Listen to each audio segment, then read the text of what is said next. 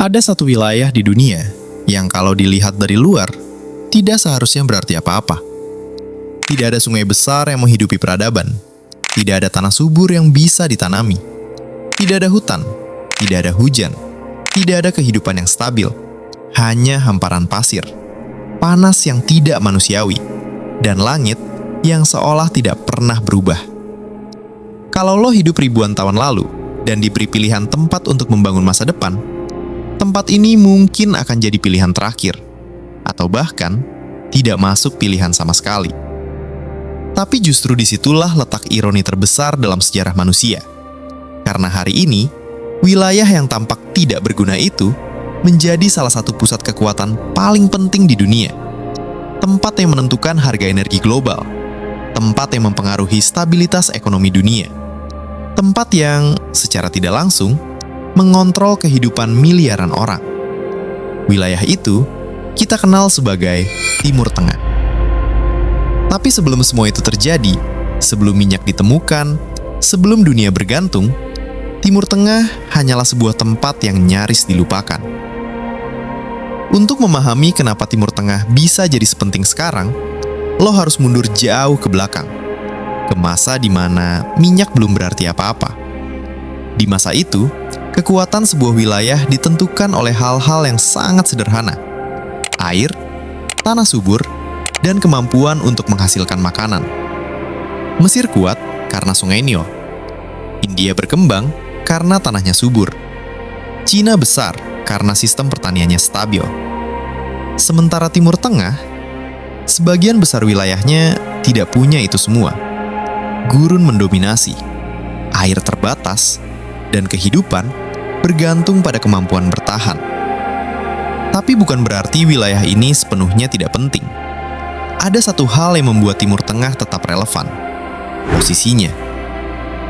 Sebelum ada pesawat, sebelum ada kapal kontainer, perdagangan dunia bergantung pada jalur darat dan laut sederhana. Dan disitulah Timur Tengah punya peran. Dia bukan pusat produksi, tapi dia adalah penghubung. Barang dari Asia akan melewati Timur Tengah sebelum sampai ke Eropa. Rempah-rempah, sutra, logam, semua melewati jalur yang sama. Dan setiap barang yang lewat berarti uang. Bukan dari produksi, tapi dari pergerakan. Ini adalah ekonomi transit, dan selama berabad-abad, itu cukup untuk membuat wilayah ini bertahan. Masuk ke era yang lebih modern, sebagian besar Timur Tengah berada di bawah satu kekuasaan besar, Ottoman Empire. Sebuah kekaisaran yang menguasai Turki, Timur Tengah, sebagian Eropa, selama ratusan tahun. Di bawah Ottoman, Timur Tengah punya stabilitas, bukan karena kaya, tapi karena terorganisir. Namun, semua kekaisaran punya satu masalah yang sama. Mereka tidak bertahan selamanya. Masuk ke awal abad ke-20, Ottoman mulai melemah. Dan ketika Perang Dunia I terjadi, kekaisaran ini runtuh. Wilayah yang dulu satu, tiba-tiba terpecah. Dan di titik ini, kekuatan baru mulai masuk. Inggris, Prancis, mereka tidak datang untuk membangun. Mereka datang untuk mengatur. Salah satu momen paling penting dalam sejarah Timur Tengah adalah ketika wilayahnya dibagi. Bukan berdasarkan budaya, bukan berdasarkan sejarah, tapi berdasarkan kepentingan. Perjanjian seperti Sykes-Picot Agreement membagi Timur Tengah menjadi zona pengaruh.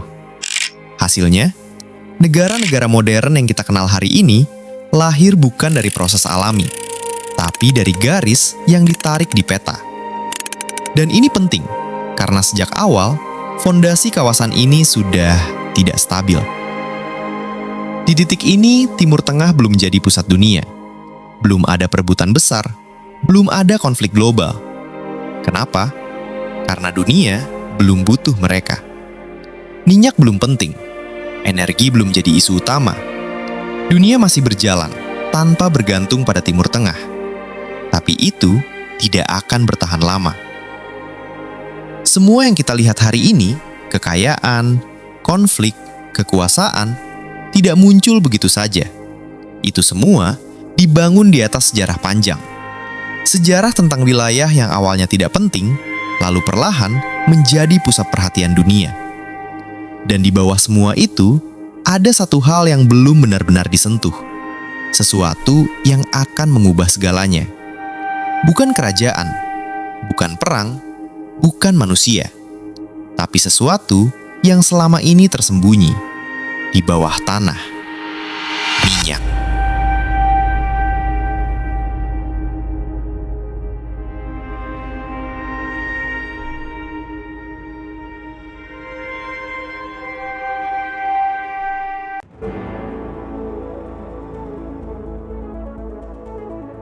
Di part sebelumnya, kita melihat satu hal yang mungkin terasa aneh. Sebuah wilayah yang secara alami tidak punya banyak keunggulan, justru jadi pusat perhatian dunia. Bukan karena peradabannya paling maju, bukan karena teknologinya paling hebat, tapi karena sesuatu yang bahkan belum benar-benar mereka pahami. Minyak. Tapi di titik ini, kita harus berhenti sebentar, karena satu hal yang sering disalahpahami adalah ini. Minyak tidak langsung mengubah Timur Tengah. Butuh waktu, butuh kepentingan, dan yang paling penting, butuh pihak luar untuk menyadari nilainya terlebih dahulu. Hari ini, kita melihat minyak sebagai sesuatu yang sangat berharga. Tapi di awal abad ke-20, minyak belum punya posisi seperti itu. Energi dunia masih didominasi oleh batu bara. Kapal laut menggunakan batu bara, pabrik menggunakan batu bara, kereta api menggunakan batu bara. Minyak hanya alternatif.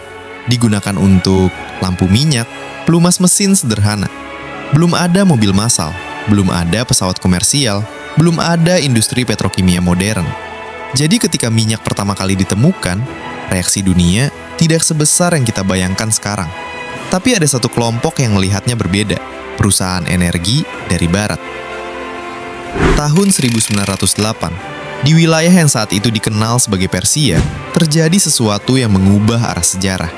Minyak ditemukan dalam jumlah besar. Penemuan ini dipimpin oleh seorang pengusaha Inggris, William Knox Darcy. Dia bukan ilmuwan besar, bukan juga penjelajah terkenal, tapi dia punya satu hal, keberanian untuk bertaruh. Darcy mendapatkan konsesi dari pemerintah Persia. Artinya, dia diberi hak eksklusif untuk mengeksplorasi minyak di wilayah tersebut. Sebagai gantinya, Persia hanya mendapat sebagian kecil dari keuntungan. Dan disinilah pola itu dimulai. Minyak ada di Timur Tengah, tapi kontrolnya ada di luar. Dari penemuan itu, lahirlah sebuah perusahaan yang nantinya akan jadi salah satu pemain terbesar dunia, Anglo-Persian Oil Company. Perusahaan ini bukan sekadar bisnis. Dia didukung langsung oleh pemerintah Inggris. Kenapa? Karena Inggris mulai melihat sesuatu yang besar. Angkatan laut mereka mulai beralih dari batu bara ke minyak, dan itu mengubah segalanya. Minyak bukan lagi alternatif, dia jadi kebutuhan strategis, bahkan kebutuhan militer. Di titik ini, minyak mulai naik level, dari komoditas biasa menjadi alat kekuasaan. Negara yang punya akses ke minyak punya keunggulan, negara yang tidak punya mulai bergantung. Dan Inggris tahu itu. Mereka tidak hanya ingin membeli minyak, mereka ingin mengamankan sumbernya. Makanya, mereka masuk lebih dalam ke Timur Tengah. Kalau Persia adalah awal, maka Arab Saudi adalah titik balik. Tahun 1930-an, sebuah wilayah yang saat itu belum terlalu dikenal dunia mulai menarik perhatian. Wilayah itu dipimpin oleh Ibn Saud. Dia bukan raja dalam arti modern. Dia adalah pemimpin yang membangun negaranya dari nol. Dan seperti banyak wilayah lain di Timur Tengah, Arab Saudi tidak punya banyak sumber daya yang jelas. Tapi ada satu kemungkinan yang belum terbukti, minyak. Berbeda dengan Persia yang dikuasai Inggris, Arab Saudi justru membuka pintu untuk Amerika. Sebuah perusahaan masuk yang nantinya akan jadi salah satu perusahaan paling penting di dunia, Saudi Aramco. Awalnya, ini bukan perusahaan Saudi. Ini adalah konsorsium perusahaan Amerika. Mereka membawa teknologi, modal tenaga ahli, dan sebagai gantinya, mereka mendapatkan kontrol. Setelah bertahun-tahun eksplorasi, akhirnya minyak ditemukan. Dan bukan sekadar minyak biasa. Ini adalah salah satu cadangan terbesar di dunia. Tiba-tiba, wilayah yang sebelumnya dianggap tidak penting jadi pusat perhatian global. Perusahaan Amerika mendapatkan keuntungan besar, sementara Arab Saudi mulai merasakan dampaknya, tapi belum sepenuhnya mengontrolnya. Di fase awal ini, pola yang sama terus berulang. Perusahaan barat menguasai teknologi, mereka mengontrol produksi, mereka menentukan harga. Negara pemilik sumber daya hanya mendapatkan sebagian kecil. Ini bukan kebetulan, ini adalah sistem. Sistem yang dibangun berdasarkan ketimpangan, dan selama beberapa dekade, itu berjalan tanpa perlawanan besar. Tapi pelan-pelan, negara-negara di Timur Tengah mulai sadar. Mereka mulai melihat angka, mulai memahami skala keuntungan, mulai menyadari bahwa mereka tidak mendapatkan bagian yang seharusnya. Dan dari situlah, benih perubahan mulai tumbuh. Di waktu yang sama, dunia juga berubah. Mobil mulai massal, industri berkembang pesat, perang dunia meningkatkan kebutuhan energi. Dan semua itu mendorong satu hal, permintaan minyak naik drastis. Artinya, nilai Timur Tengah ikut naik. Dan ketika nilai itu naik, perebutan tidak bisa dihindari. Minyak tidak langsung membuat Timur Tengah kaya. Yang terjadi lebih dulu adalah eksploitasi, ketergantungan, dan ketimpangan. Tapi di balik itu semua, ada satu hal yang mulai berubah. Kesadaran bahwa mereka punya sesuatu yang sangat berharga. Dan suatu hari nanti, mereka akan mencoba mengambil kembali kendali itu. Dan ketika itu terjadi, dunia tidak akan pernah sama lagi.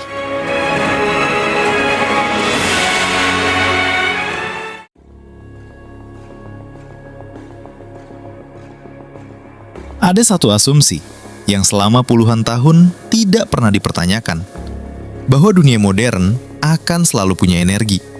Selalu ada bensin di SPBU, selalu ada listrik di rumah, selalu ada bahan bakar untuk industri. Seolah-olah semua itu adalah sesuatu yang pasti, sesuatu yang tidak bisa hilang. Tapi tahun 1973 membuktikan satu hal yang sangat sederhana. Semua itu bisa berhenti. Bukan karena dunia kehabisan minyak, tapi karena seseorang memutuskan untuk menutup kerannya. Dan dalam sekejap, dunia yang terlihat stabil berubah jadi rapuh. Sebelum krisis terjadi, dunia sedang berada dalam fase optimisme.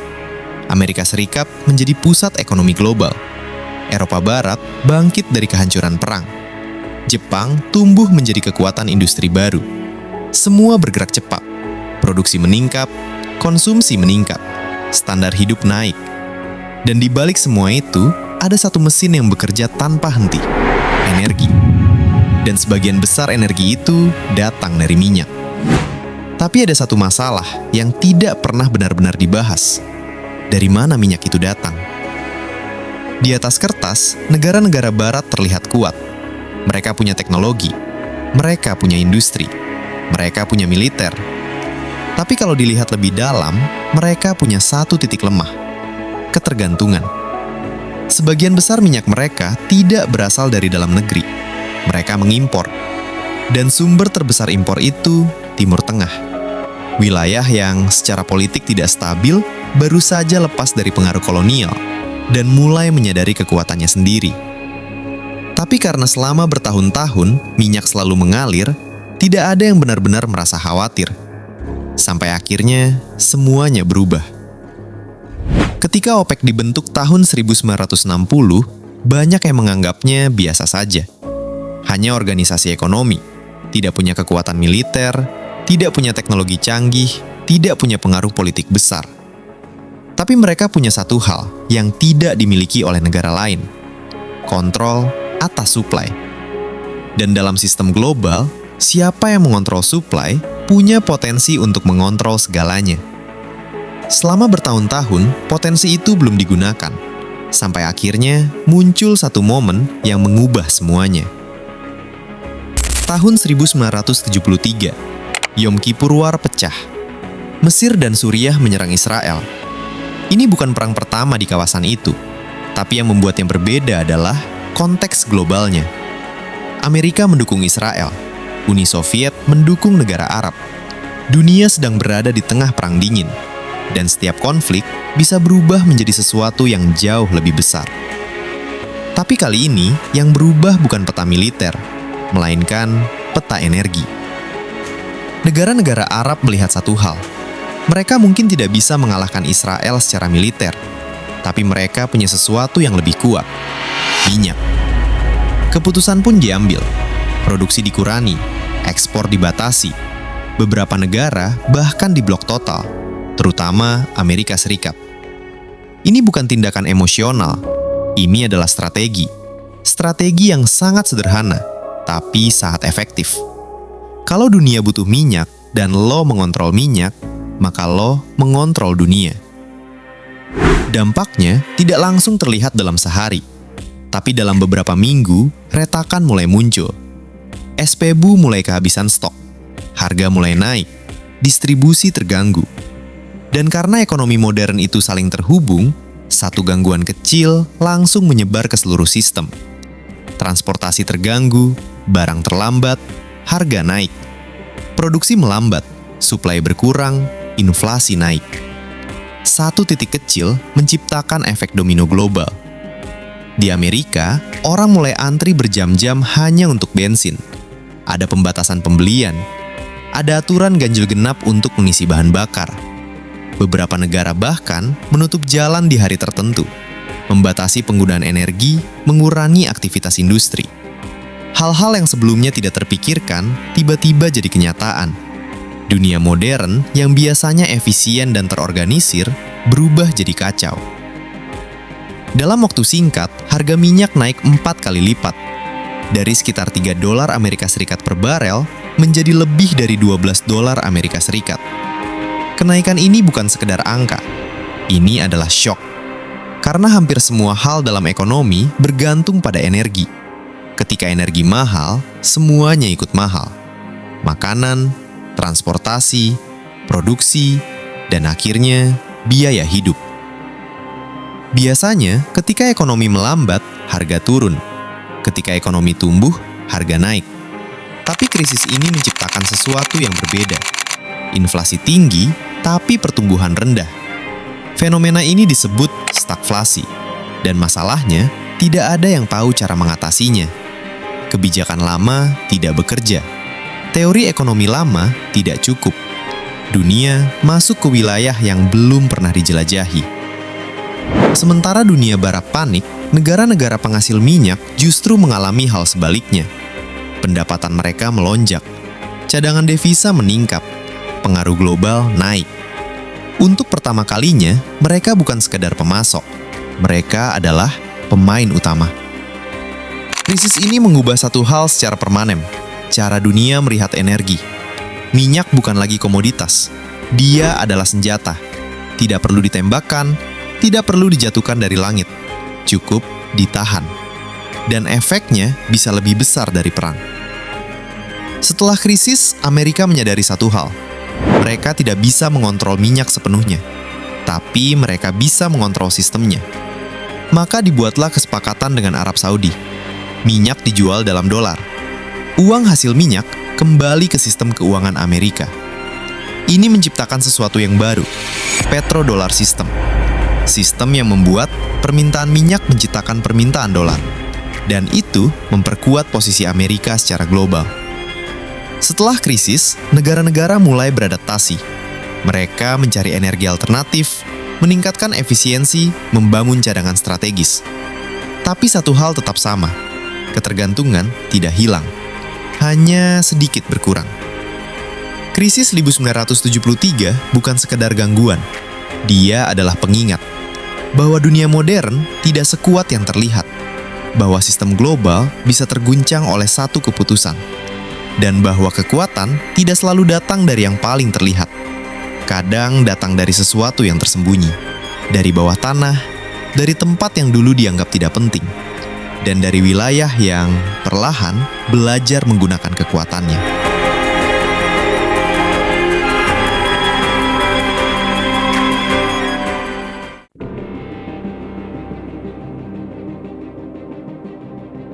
Kalau dilihat dari luar, ceritanya terlihat sederhana.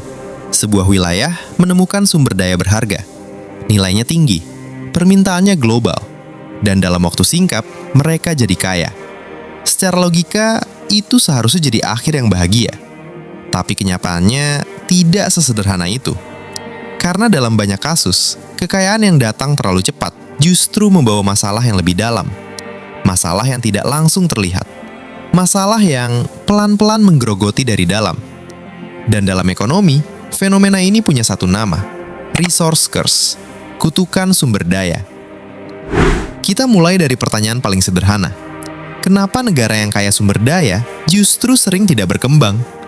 Padahal mereka punya uang permintaan global, posisi strategis. Secara teori, itu semua adalah keunggulan. Tapi justru disitulah masalahnya. Karena ketika uang datang terlalu mudah, insentif untuk berkembang hilang. Negara tidak perlu membangun industri, tidak perlu meningkatkan produktivitas, tidak perlu berinovasi. Cukup menjual sumber daya, dan uang akan datang. Dalam ekonomi normal, pertumbuhan terjadi karena produksi meningkat, teknologi berkembang, tenaga kerja produktif. Tapi dalam negara kaya minyak, banyak dari itu tidak terjadi. Kenapa? Karena sektor minyak mendominasi segalanya. Dia menghasilkan sebagian besar pendapatan negara, sebagian besar ekspor, sebagian besar devisa. Akibatnya, sektor lain tertinggal. Pertanian melemah, manufaktur tidak berkembang, inovasi terbatas, ekonomi jadi tidak seimbang. Ada satu istilah dalam ekonomi, Dutch disease. Fenomena di mana sektor sumber daya yang kuat justru melemahkan sektor lain. Cara kerjanya sederhana. Ketika ekspor minyak tinggi, maka mata uang menguat. Ketika mata uang menguat, maka produk lokal jadi mahal. Ketika produk mahal, maka tidak kompetitif. Akhirnya, industri lain mati pelan-pelan. Negara jadi semakin bergantung pada satu sektor saja. Masalah tidak berhenti di ekonomi. Masuk ke politik, situasinya jadi lebih kompleks. Karena ketika negara punya uang besar tanpa perlu pajak tinggi, hubungan antara pemerintah dan rakyat berubah. Biasanya, pemerintah butuh rakyat untuk pajak, dan rakyat menuntut akuntabilitas. Tapi dalam negara minyak, pemerintah tidak terlalu bergantung pada pajak. Mereka punya sumber pendapatan lain. Hasilnya, kontrol publik melemah. Dan di banyak kasus, ini membuka jalan untuk korupsi, otoritarianisme, ketimpangan kekuasaan. Mari kita lihat contoh nyata. Saudi Arabia, salah satu negara dengan cadangan minyak terbesar di dunia. Selama puluhan tahun, ekonomi Saudi sangat bergantung pada minyak. Pendapatan negara didominasi oleh sektor ini. Tapi Saudi juga menunjukkan sesuatu yang menarik. Mereka mulai sadar bahwa ketergantungan ini berbahaya. Maka muncul sebuah rencana besar, Vision 2030. Tujuannya, diversifikasi ekonomi, mengurangi ketergantungan minyak, membangun sektor baru. Ini bukan perubahan kecil. Ini adalah upaya untuk mengubah seluruh struktur ekonomi. Sekarang kita bandingkan dengan United Arab Emirates, khususnya Dubai. Berbeda dengan Saudi, Dubai tidak punya cadangan minyak sebesar itu. Dan mungkin justru karena itu, mereka dipaksa untuk berpikir lebih cepat. Mereka membangun pariwisata, real estate, keuangan, logistik global. Hari ini, Dubai dikenal bukan karena minyaknya, tapi karena kemampuannya beradaptasi. Ini contoh bahwa sumber daya bukan satu-satunya jalan. Sekarang kita lihat sisi lain, Iran. Negara dengan cadangan minyak besar, tapi juga dengan sejarah politik yang kompleks. Nasionalisasi, revolusi, sanksi internasional, semua ini membentuk ekonomi Iran. Minyak tetap jadi aset utama, tapi akses ke pasar global terbatas. Hasilnya, potensi besar tidak sepenuhnya terrealisasi. Ini menunjukkan bahwa sumber daya saja tidak cukup. Konteks politik sangat menentukan. Untuk memahami kutukan ini secara ekstrim, kita harus keluar dari Timur Tengah dan melihat Venezuela.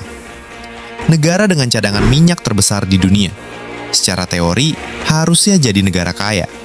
Tapi yang terjadi justru sebaliknya. Ekonomi runtuh, inflasi ekstrim, krisis kemanusiaan. Kenapa? Karena ketergantungan total pada minyak. Ketika harga minyak tinggi, semuanya terlihat baik. Ketika harga turun, sistemnya runtuh. Ini adalah contoh paling jelas bahwa minyak tidak menjamin stabilitas. Kalau kita lihat semua contoh ini, ada satu pola yang muncul. Negara yang terlalu bergantung, tidak diversifikasi, tidak punya sistem kuat, cenderung bermasalah. Sementara negara yang beradaptasi, membangun sektor lain, punya visi jangka panjang, lebih stabil. Ada satu hal lagi yang sering tidak disadari. Kekayaan dari minyak sering terasa seperti uang instan. Tidak dibangun dari produktivitas, tidak dari inovasi, tidak dari efisiensi, tapi dari keberuntungan geografis. Dan ketika kekayaan datang seperti itu, dia bisa menciptakan ilusi bahwa sistemnya kuat, padahal sebenarnya rapuh. Semua terlihat baik selama harga minyak tinggi, tapi ketika harga turun, realitas mulai terlihat. Pendapatan negara turun, anggaran terganggu, proyek berhenti, dan disitulah ketergantungan menjadi masalah nyata. Hari ini, banyak negara Timur Tengah mulai berubah, bukan karena mereka ingin, tapi karena mereka harus. Karena dunia juga berubah. Dan ketika dunia berubah, model lama tidak bisa dipertahankan. Minyak adalah berkah, tapi juga bisa jadi jebakan. Dia bisa membangun kota, tapi juga bisa menghancurkan sistem. Dia bisa menciptakan kekayaan, tapi juga menciptakan ketergantungan. Dan pada akhirnya, pertanyaannya bukan lagi seberapa banyak minyak yang mereka punya, tapi apa yang mereka lakukan dengan kekayaan itu. Karena disitulah masa depan mereka ditentukan.